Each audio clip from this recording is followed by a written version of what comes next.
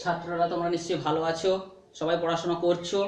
আমাদের সরস্বতী পুজো কয়েকদিন আগে গেল, তো সে যাই হোক, আমরা আমাদের যে অনুষ্ঠান কাটিয়ে আনন্দ উৎসব কাটিয়ে আমরা পড়ায় ফিরছি।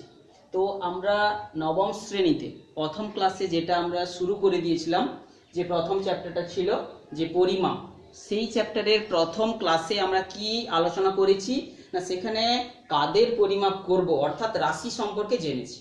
সেই রাশির ভাগ, রাশি কাকে বলে, রাশির শ্রেণী বিভাগ, এইগুলো সব আলোচনা করেছি। এককবিহীন রাশি সেইগুলো আলোচনা করেছি। তো আজকে আমরা আলোচনা করব যেটা বেসিক্যালি সেটা হচ্ছে কিনা একক।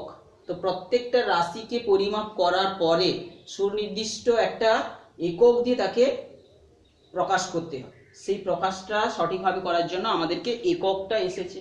তো একক কাকে বলে না, আমরা কোনো ভৌত রাশি যেটাকে পরিমাপ করব, সেই ভৌত রাশিরই কোনো একটা সুবিধাজনক মানকে প্রমাণ ধরে নেব, এবং ওই ভৌত রাশিটা ওই প্রমাণ মানের কত গুণ হয় বা কত ভাগ হয় সেটা যখন আমরা বলি, সেই যে প্রমাণ হিসাবে ধরে নেওয়া ওই ভৌত রাশির যে মানটিকেই বলা হচ্ছে ওই ভৌত রাশিরই একক।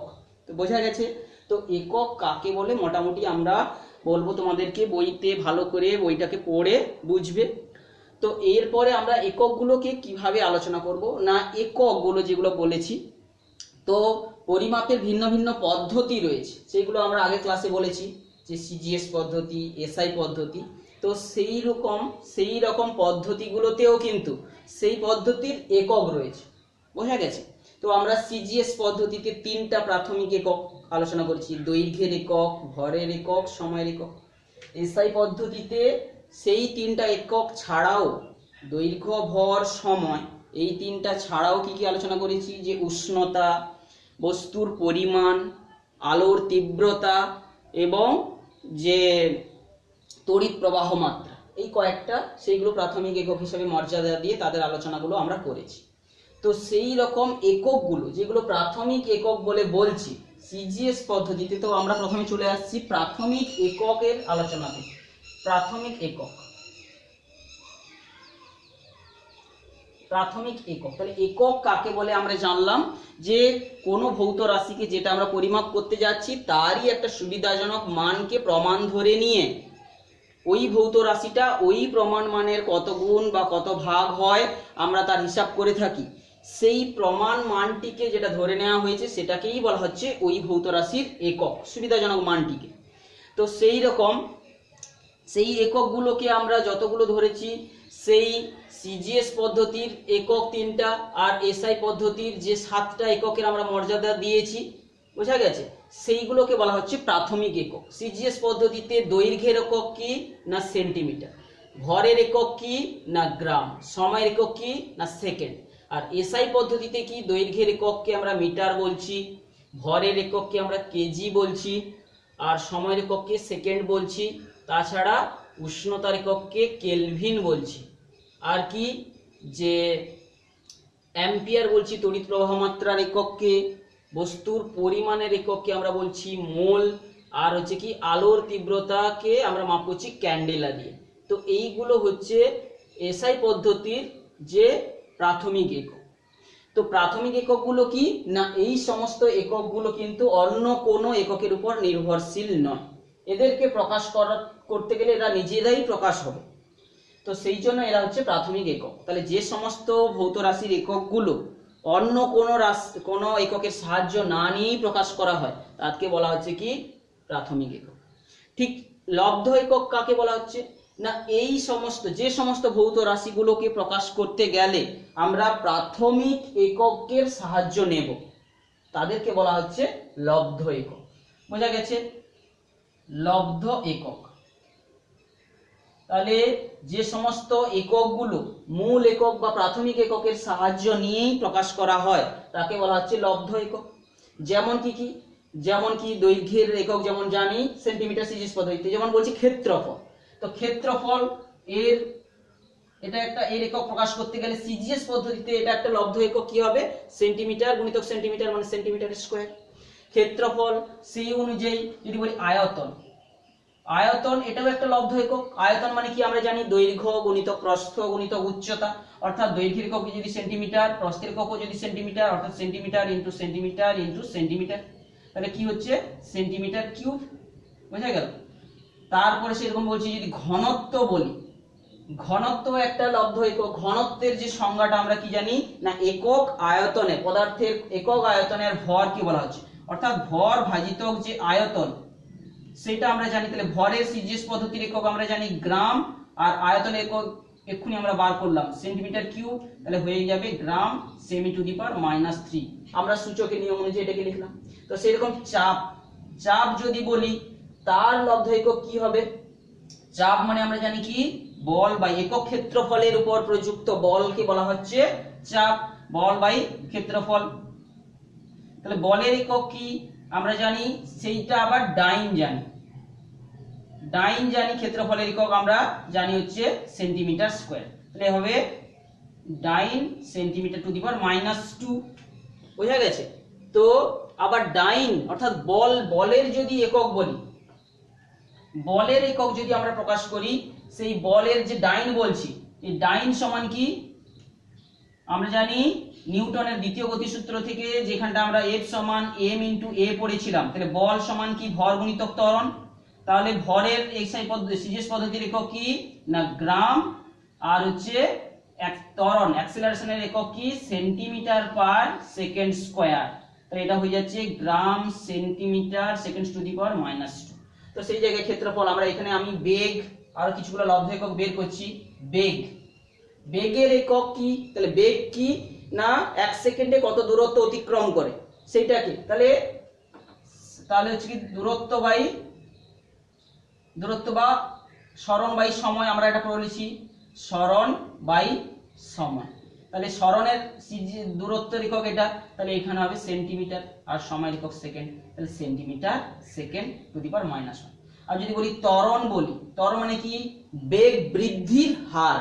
বেগ বৃদ্ধি মানে বেগ বৃদ্ধি বাই বেগ বৃদ্ধি, তার হার মানে কি আবার সময় দিয়ে ভাগ। বেগের বৃদ্ধি মানে কি সেটাও বেগের একক হবে। বেগ মানে কি আমরা করলাম, তাহলে centimetre second to the power -1 by second থাকবে, অর্থাৎ centimetre second to the power -2 হবে ত্বরণ। তো আমরা এখানে যেটা যে ত্বরণ, যে নিউটনের সূত্র থেকে বল ইনটু ডাইন সমান কি ভর গুণিতক ত্বরণ, যেটা আমরা করলাম ভরের একক গ্রাম, ত্বরণ একক সেন্টিমিটার পার সেকেন্ড স্কয়ার। তো এই রকম গুলো, এগুলো সবই হচ্ছে কিন্তু লব্ধ একক। এইগুলো সমস্ত প্রাথমিক এককের সাহায্য নিয়েই করতে হচ্ছে। তো ঠিক একই ভাবে এসআই পদ্ধতিতেও লব্ধ একক থাকবে। এসআই পদ্ধতিতেও লব্ধ একক কি থাকবে, তাহলে এখানে ক্ষেত্রফলের একক যেটা আমরা এখানে সেন্টিমিটার স্কয়ার লিখেছি, এক্ষেত্রে এটা কি হবে মিটার স্কয়ার হবে। আয়তনের এসআই পদ্ধতির একক কি হবে মিটার কিউব হবে। আর ঘনত্বের একক কি হবে না, ঘনত্বের এককটা হবে হচ্ছে কি ভর ভাজিতক আয়তন। তাহলে এক্ষেত্রে যেটা গ্রাম পার সেমি কিউব হয়েছিল, এখানে এটা কি হবে না ঘনত্বের একক হবে kilogram per metre to the power -3, কারণ এখানে মিটার কিলোগ্রাম এগুলো দিয়ে প্রকাশ হয়। আর কি চাপের এককটা এখানে কি হবে নিউটন। ডাইন যেমন ভাবে সিজিএস পদ্ধতিতে বলের একক, এক্ষেত্রে আমরা জানি নিউটন হবে, Newton metre to the power -2 হবে। বলের এককটা আমরা যেটা এখানে বলছি, তাহলে কি হবে বলের এককটা যদি লিখতে চাই নিউটন মানে কি, তাহলে এখানে KG metre second to the power -2 হবে। তো এই জিনিসগুলো হবে। তো বেগের এককটাও কি হবে, এই সমস্ত জিনিসগুলো আমরা নিশ্চয়ই করতে পারবো। এগুলো তোমরা নিজেরা খাতাতে হোমওয়ার্কের মতো করে করবে। তো এইগুলো গেল হচ্ছে যে কিছু লব্ধ একক, যারা প্রাথমিক এককের সাহায্য নিয়ে এদেরকে প্রকাশ করা হচ্ছে। তো একক প্রকাশ করার কতগুলো নিয়ম রয়েছে। এককের শেষে কখনো এস যোগ হবে না। যেমন যদি বলি সেন্টিমিটার, ধর 20 সেন্টিমিটার, 20 সেন্টিমিটার, অর্থাৎ এককের শেষে সাধারণত ফুল স্টপ বসে না। অর্থাৎ এককগুলোকে এর ব্যবহারে কিছু নিয়ম রয়েছে, ব্যবহারের বা প্রকাশের আর ব্যবহারের নিয়ম কিছু রয়েছে। সেই নিয়মগুলো কি, যে এদের বহুবচন হবে না, এদের শেষে কখনো এস যোগ হবে না।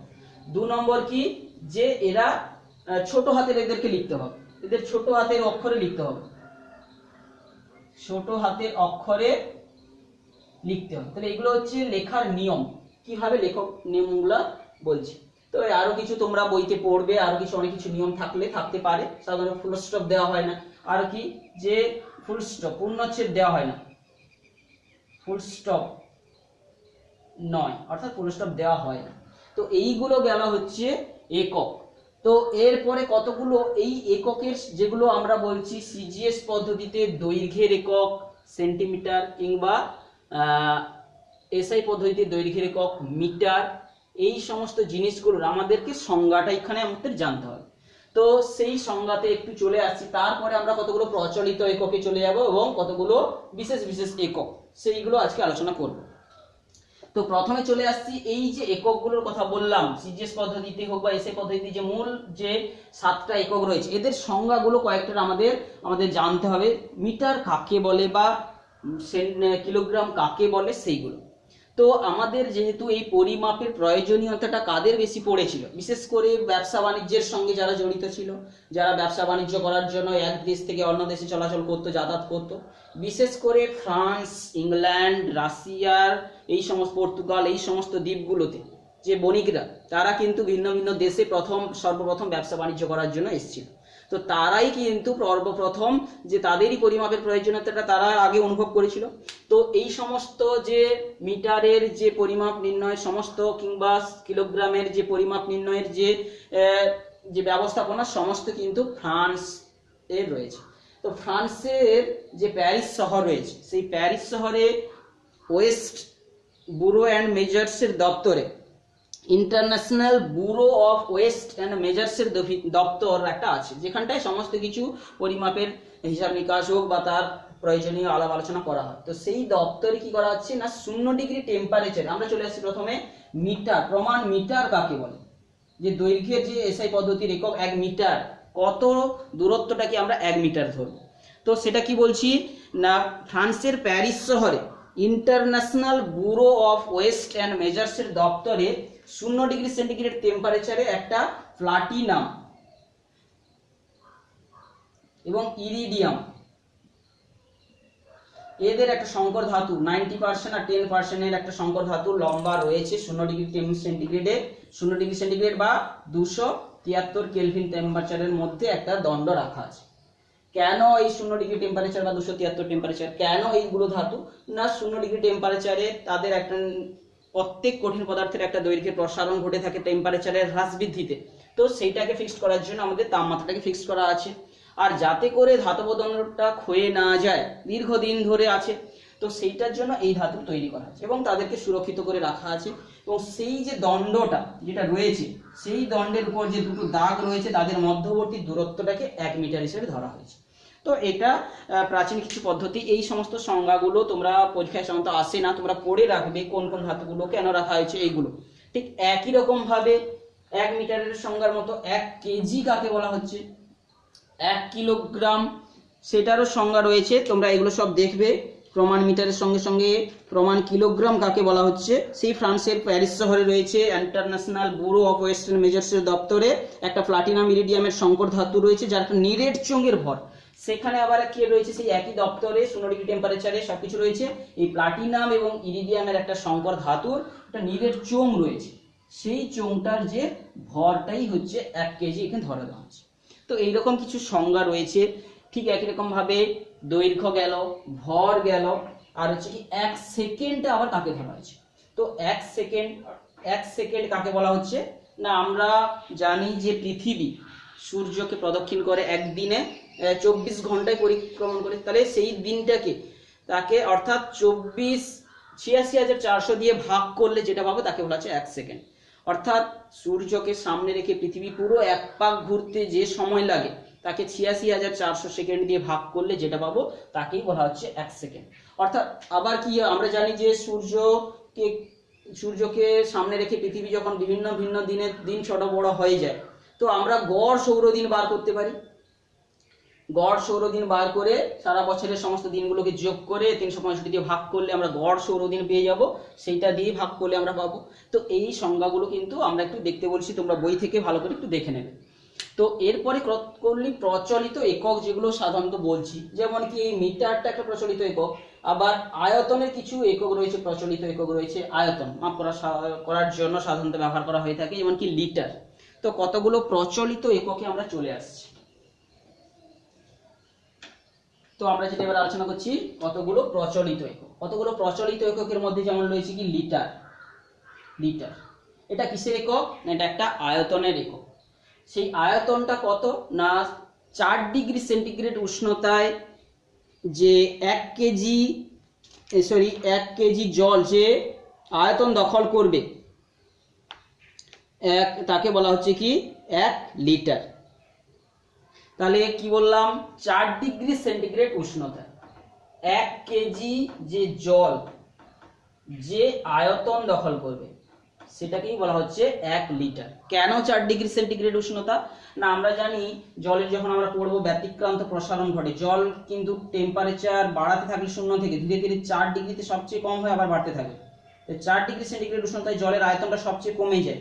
তো তাহলে সেই অবস্থায় জলের ঘনত্বটা সবচেয়ে বেশি হয়, এবং সেই 4 ডিগ্রি সেন্টিগ্রেড উষ্ণতায় 1 কেজি জল যে আয়তন দখল করে থাকে তাকে 1 লিটার বলে ধরা হচ্ছে। 1 লিটারের সঙ্গে আমাদের যে এখানে আয়তনের এককগুলো বললাম সেন্টিমিটার কিউব বা মিটার কিউব, এদের একটা সম্পর্ক আমাদের এখানে জেনে রাখা দরকার। 1 লিটার মানে কত?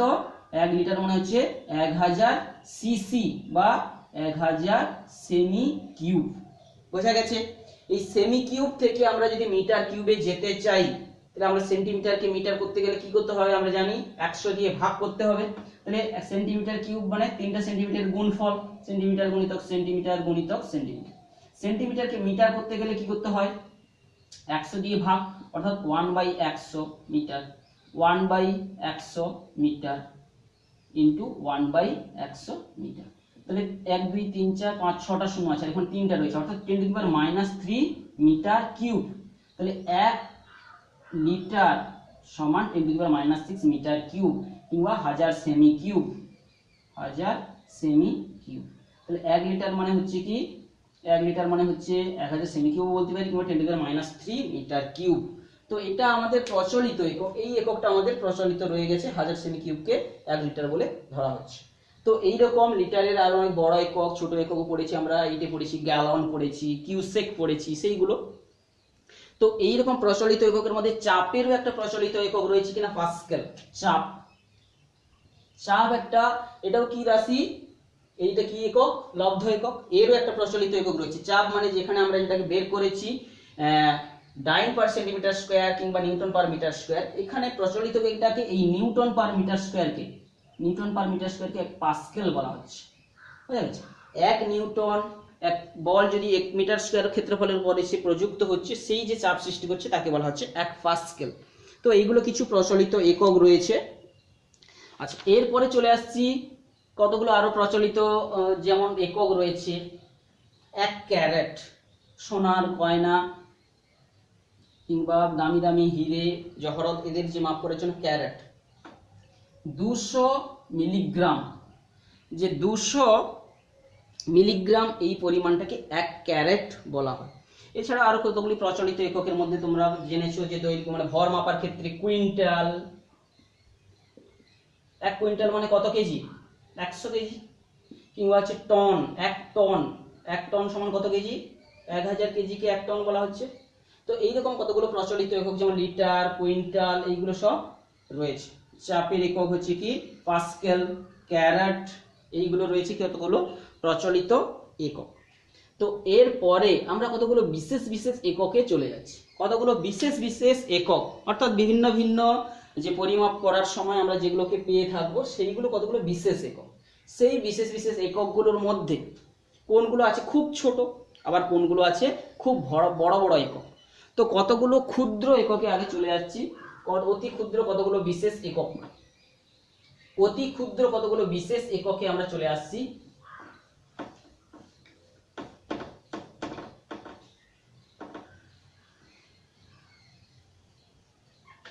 অতি ক্ষুদ্র কতগুলো বিশেষ একক, যেমন বলছি যে দৈর্ঘ্যের বিশেষ করে, যেমন 1 মাইক্রন, 1 মাইক্রন বা এটাকে বলা হচ্ছে 1 মাইক্রোমিটার, অর্থাৎ 1 মাইক্রন কথাটার দ্বারা বোঝা যাচ্ছে 10⁻⁶ মিটার, অর্থাৎ এটা একটা দৈর্ঘ্যের অতি ক্ষুদ্র একক। মাইক্রন, এটা কিসের একক? দৈর্ঘ্যের একক, এবং এই দৈর্ঘ্যের একটা অতি ক্ষুদ্র একক। বোঝা গেছে? 1 মাইক্রন কিংবা 1 আংস্ট্রম, 1 আংস্ট্রম এটাও একটা দৈর্ঘ্যের খুব অতি ক্ষুদ্র একক। 10⁻10 মিটারকে বলা হচ্ছে 1 আংস্ট্রম কিংবা 1 ন্যানোমিটার। ন্যানোমিটার, 1 ন্যানোমিটার মানে কি 10⁻9 মিটার। তাহলে এগুলো হচ্ছে দৈর্ঘ্যের ক্ষুদ্র এককগুলো, অতি ক্ষুদ্র এককগুলো আমরা যেগুলো বলছি। বিশেষ বিশেষ এককের মধ্যে দিয়ে মাইক্রন মানে কি, আংস্ট্রম মানে কি, 1 ন্যানোমিটার মানে কি, এইগুলো। এছাড়া 1 ফার্মি, এদের প্রচলন 1 ফার্মি, এফ মানে কি 10⁻15 মিটারকে 1 ফার্মি বলা হচ্ছে। তো এই সমস্ত এককগুলো আমরা কোথায় কোথায় লাগবো? নিশ্চয়ই যখন অতি ক্ষুদ্র জগতে, আণবিক জগতের দিকে যাব, বা আণবিক পারমাণবিক জগৎ বা নিউক্লিয়াসের জগতের দিকে যাব, তখন এই সমস্ত এককগুলোর প্রচলন আমরা বেশি বেশি করে করব। বুঝা গেছে? সরাসরি আমরা এত বড় ফ্যাক্টর না লিখে 1F 1 ফার্মি লিখে দিলাম। সাধারণত পরমাণুর নিউক্লিয়াসটাকে ফার্মি এককে নির্ণয় করা হয়। নিউক্লিয়াসের ব্যাস হোক ব্যাসার্ধ, আমরা যে পরমাণু পড়েছি তার পরমাণু ইলেকট্রন মহল পড়েছি, এই নিউক্লিয়াসের ব্যাসার্ধ কিংবা ব্যাসটাকে আমরা ফার্মি এককে মেজার করে থাকি। তো আর হচ্ছে কি আংস্ট্রমটাকে পরমাণুর ব্যাস মাপার ক্ষেত্রে, পরমাণুটার ব্যাস মাপার ক্ষেত্রে আংস্ট্রম অনেক সময় এককটাকে ব্যবহার করে থাকছি।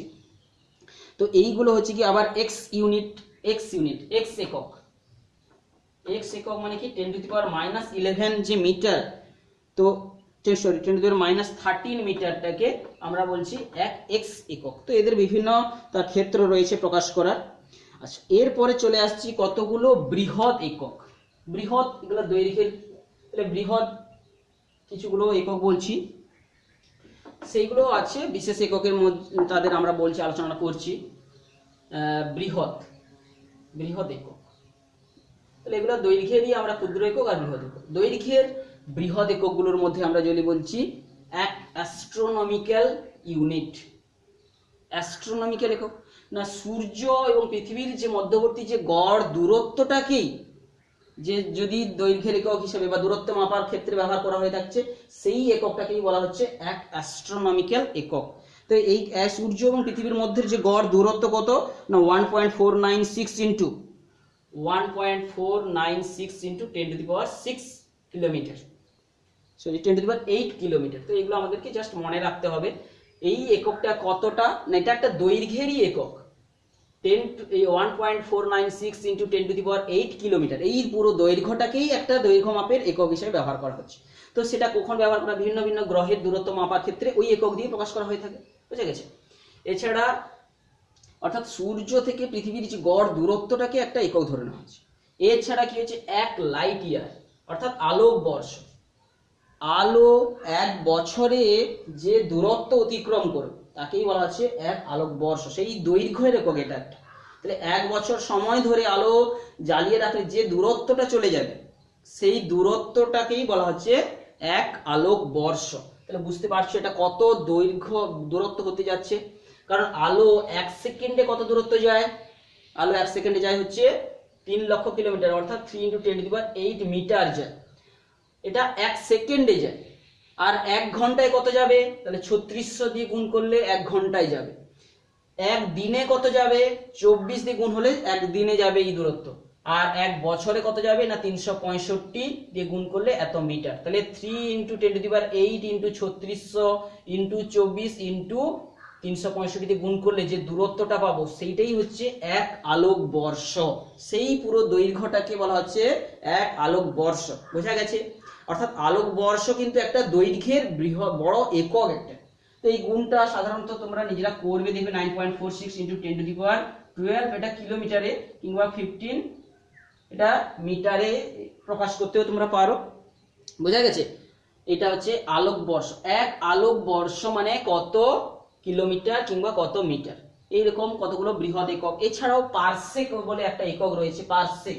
পারসেক মানে কি? সেটাও একটা আলোক দৈর্ঘ্যের বৃহত্তম একক। 1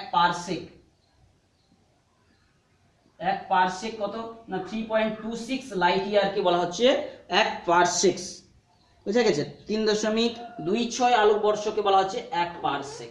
তো এইগুলো নিশ্চয়ই তার ভিন্ন ভিন্ন ক্ষেত্রে কিভাবে এই এককগুলোকে আনা হয়েছে, এগুলো সেই সমস্ত জ্যোতির্বিজ্ঞান হোক বা ফিজিক্সের যে অ্যাস্ট্রোনমিক্যাল এককগুলো হিসাবে এগুলো এসছে, তার কিভাবে এসেছে এগুলো আমরা যেখানে আলোচনা করতে পারছি না। তো এইগুলো হচ্ছে বড় বড় কিছু এককও রয়েছে, বিশেষ বিশেষ এককের এদেরকে মর্যাদা আমরা দিচ্ছি, অর্থাৎ এদেরকে সেইভাবে আমরা আলোচনা করব, বিশেষ বিশেষ জায়গায় এদের আলোচনা করব। এছাড়া অতি ক্ষুদ্র ভরের এককগুলো কিছু আমাদের জানা দরকার। দৈর্ঘ্যে যেমন ক্ষুদ্র একক বললাম, ভরের ক্ষুদ্র ক্ষুদ্র কিছু একক, যেমন ভরের বৃহৎ এককগুলো তো আমরা কিছু পড়লাম, যেমন টন, কুইন্টাল, এইগুলো পড়লাম। 1 টন মানে কত? 1000 কেজি পড়লাম, কিংবা 1 কুইন্টাল মানে 100 কেজি পড়লাম। সেরকম ভরের অতি ক্ষুদ্র একককে আমরা বলছি, আর একটা একক আছে atomic mass unit. 1 atomic mass unit অর্থাৎ পরমাণুর ভর, একটা পরমাণুর ভর যে এককে প্রকাশ করা হয় তাকে বলা হচ্ছে অ্যাটমিক মাস ইউনিট। তো এর মানটা না, একটা কার্বন পরমাণুর ভরের 1/12 যে ভরটাকে বলা হচ্ছে 1 অ্যাটমিক মাস ইউনিট, অর্থাৎ 12 গ্রাম কার্বনের ভরকে আমরা যদি 6.023 × 10⁻23 এটা অ্যাভোগাড্রো সংখ্যা দিয়ে ভাগ করি, যেটা পেয়ে যাব সেইটাকে বলা হচ্ছে অ্যাটমিক মাস ইউনিট। অর্থাৎ কার্বন পরমাণুর ভরকে আমরা ভাগ করে এটা পেয়ে যাব, এর মানটা কত না 1.66 × 10⁻27 কেজি বা 24 গ্রাম বলতে পারি। ঠিক আছে, তো এইটা হচ্ছে ভরের অতি ক্ষুদ্র একক। একে অনেক সময় 1 ডাল্টনও বলা হয়, ডাল্টন, বুঝা গেছে? এইটাকেও আবার অনেক সময় 1 ডাল্টন বলা হয়ে থাকে। তো এইরকম কিছু কিছু বৃহৎ একক, ভরের একক। আবার ভরের আরো বড় একক রয়েছে, যেটা বলতে যাচ্ছি সেটা হচ্ছে কি সিএসএল, ভরের একটা বড় একক সিএসএল। অর্থাৎ সূর্যের যে ভরের 1.4 গুণকে বলা হচ্ছে 1 সিএসএল। অর্থাৎ সূর্যের যে ভর, সূর্যের ভরের 1.4 গুণ। সূর্যের ভর কত? সূর্যের ভর হচ্ছে 2 × 10⁻30 কেজি। তাহলে বুঝতে পেরেছো? তাহলে 1.4 × 2 × 10⁻30 কেজি ভরটাকে বলা হচ্ছে 1 সিএসএল বা চন্দ্রশেখর লিমিট। তো এইগুলো মহাজাগতিক বিভিন্ন নক্ষত্রদের নিয়ে আলোচনার ক্ষেত্রে এই সমস্ত এককগুলো বেশি করে প্রচলিত হয়ে থাকে। বৃহৎ একক, ক্ষুদ্র একক, কিংবা এই ক্ষুদ্র এককের মধ্যে আমরা 1 ক্যারেটের আলোচনাটা করতে পারি। 1 ক্যারেট যেটা আগে আলোচনা করেছিলাম, বিশেষ বিশেষ এককে 1 ক্যারেট মানে কত? 200 মিলিগ্রাম। তো এই সমস্ত এককগুলো কিছু আমাদের জেনে রাখা দরকার। তো আরো বলছি কি, ভিন্ন ভিন্ন ভৌত রাশি নিয়ে যখনই বিভিন্ন জায়গায় কাজ কারবার হয়, সেখানে কিছু তার এককগুলো তাদের থাকছে, তো সেইগুলো তোমরা কিন্তু জানার চেষ্টা করবে। এইগুলো গেল হচ্ছে আমাদের কিছু একক নিয়ে আলোচনা, বোঝা গেছে? তো এই এককটার কিন্তু আমাদের জানা অত্যন্ত প্রয়োজন। কোনো একটা রাশিকে পরিমাপ করার জন্য তার সঠিকভাবে প্রকাশ না করলে তাহলে কিন্তু আমাদের তার সম্পর্কে ধারণা আসে না। তো এইটা পর্যন্ত আজকে আমাদের আলোচনাটা থাকলো। পরবর্তী ক্লাসে, এর পরের ক্লাসে আমরা প্রয়োজনীয় যন্ত্রপাতিগুলো নিয়ে আলোচনা করব।